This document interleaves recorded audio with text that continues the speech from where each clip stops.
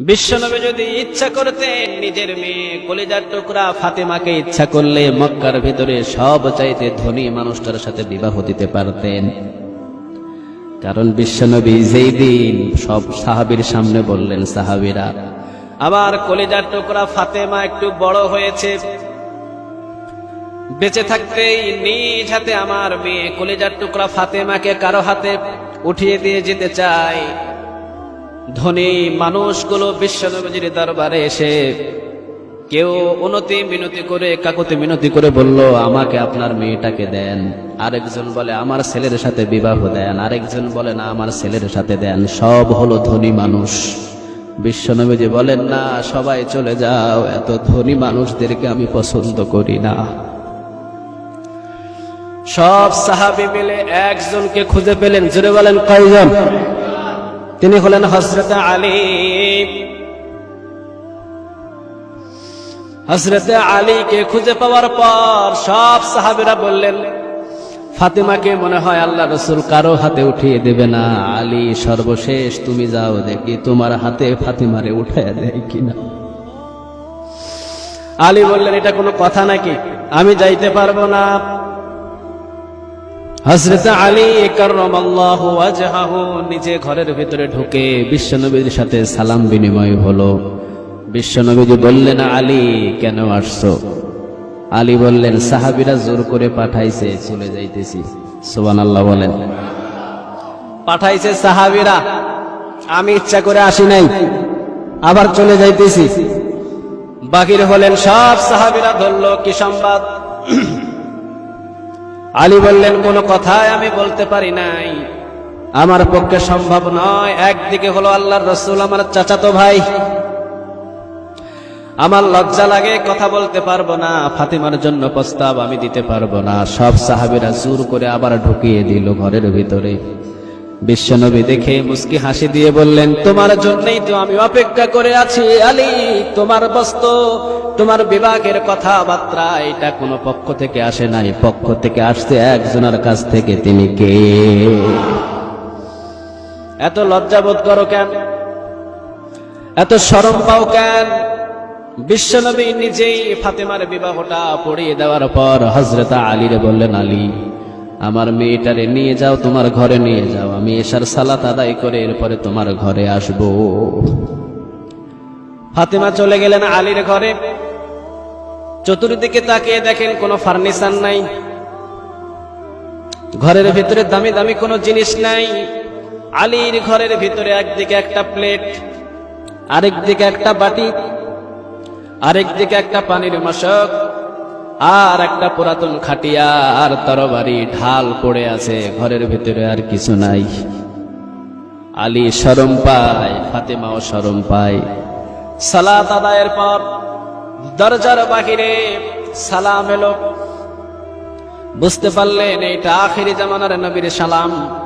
এই সালামটা কারো নয়। সাথে সাথে সালাম নিয়ে দাঁড়িয়ে গেলেন আলী এবং ফাতেমা। বিশ্বনবী ঘরের ভিতরে ঢুকে চাদরের ভিতরে দুইজনকে জড়িয়ে নিলেন। আলীকে ফাতেমাকে বিশ্বনবীর চাদরের ভিতরে জড়িয়ে নিয়ে বিশ্বনবী বললেন, মা ফাতেমা, অনেক ধনী বাড়ি থেকে তোর বিবাহের প্রস্তাব এসেছে। মদিনার ভিতরে সবচাইতে ধনী মানুষ তোকে বিবাহের প্রস্তাব দিয়েছে। মক্কা থেকে সবচাইতে ধনী মানুষ তোকে বিবাহের প্রস্তাব দিয়েছে রে মা। ধনী বাড়িতে গেলেও ধনী হয়ে থাকতে পারতি, কিন্তু ঈমান মজবুত করতে পারতি না। ঈমান যদি মজবুত করতে চাস, আলীর ঘরের ভিতরে তোর ঈমান মজবুত হবে। আলীর ভিতরে দামি দামি ফার্নিচার নাই, আলীর ঘরের ভিতরে দামি দামি সোফা নাই, আলীর ঘরের ভিতরে দামি দামি জিনিস নাই, কিন্তু আলীর ঘরটা হলো আমল দিয়ে সবসময় ভরপুর হয়ে থাকে। সেই ঘরের ভিতরে থেকে ফাতেমা একটা চাদর দিলেন। চাদর কয়েকটা দিন পর্যন্ত অনাহার। ফাতেমা চাদর দিয়ে বললেন, যাও আলী, বাজারে চাদরটা বিক্রি করে খাবার নিয়ে আসো, হাসান হোসাইন অনেক কষ্ট পায়। চাদরটা বিক্রি করলেন 6 দিরহাম দিয়ে। 6 দিরহাম দিয়ে বিক্রি করার পর 6 দিরহাম হাতের ভিতরে নিয়ে নাচতে নাচতে বাড়ির দিকে আসবেন। এমন সময় পথের ধারে একটা ভিক্ষুকের সাথে দেখা, সালাম বিনিময় হলো। সালাম বিনিময় হয়ে বলল, আলী প্রায় 15টা দিন পর্যন্ত এই পেটের ভিতরে কোনো দানা পানি দিতে পারি নাই। আলী চিন্তা করলো, আমার ঘরে 5 দিন কোনো খাবার রান্না হয় নাই, আমার চাইতে বেশি দুঃখে আছে এই বেচারা, ঠিক কিনা? হাতের ভিতরে 6 দিরহাম দিয়ে দিলেন। 6 দিরহাম, সুবহানাল্লাহ বলেন। বাড়ির দিকে খালি হাতে রওনা দিলেন। হাতের ভিতরে কিছু নাই। চিন্তা হলো, ফাতেমা চাদর দিল, 6 দিরহাম দিয়ে বিক্রি করলাম, এই 6 দিরহামও দান করে দিলাম। ফাতেমাকে কি কথা বলবো? ইতিমধ্যে খবর এলো উট বিক্রি হবে। উট, এই উট বাজারে বিক্রি হবে। কে নেবে? হযরত আলী রাদিয়াল্লাহু তাআলা আনহুকে দেখে সাহাবী বললেন, আলী উটটা কিনবা নাকি? সাহাবী বললেন, উট যদি কিনো উট নিতে পারো। হযরত আলী বললেন, আমার কাছে কোনো টাকা নাই। সাহাবী বললেন, টাকা এখন লাগবে না, আপনি বিক্রি করে এরপরে টাকা আমারে দিয়েন। উটের দাম কত? সাহাবীর কাছ থেকে উট কিনে নিলেন 80 দিরহাম দিয়ে। জোরে বলেন, কত দিরহাম? 80 দিরহাম দিয়ে উট কেনার পর কিছুক্ষণ পরে আরেকজন সাহাবী রাস্তা দিয়ে আসার সময় বললেন, আলী উটটা আমার কাছে খুব ভালো লাগছে, বিক্রি করবা নাকি? হযরত আলী বললেন, হ্যাঁ উট আমি বিক্রি করব। দাম কত নিবা? হযরত আলী বললেন, কিনছি 80 দিরহাম দিয়ে। ব্যবসার ভিতরে সত্য কথা বলতে হবে, ঠিক কিনা? কিনছি আমি 80 দিরহাম, কিন্তু বিক্রি আমি 80 দিরহাম দিয়ে করব না। সাহাবী বললেন, কত দিরহাম দিয়ে করবা? হযরত আলী কাররামাল্লাহু ওয়াজহাহু বললেন, এখন বিক্রি করলে দিতে হবে 140 দিরহাম। জোরে বলেন, কত দিরহাম? 140 দিরহাম। সাহাবী সাথে সাথে টাকা 140 দিরহাম দিয়ে কিনে নিয়ে চলে গেলেন। সুবহানাল্লাহ বলেন।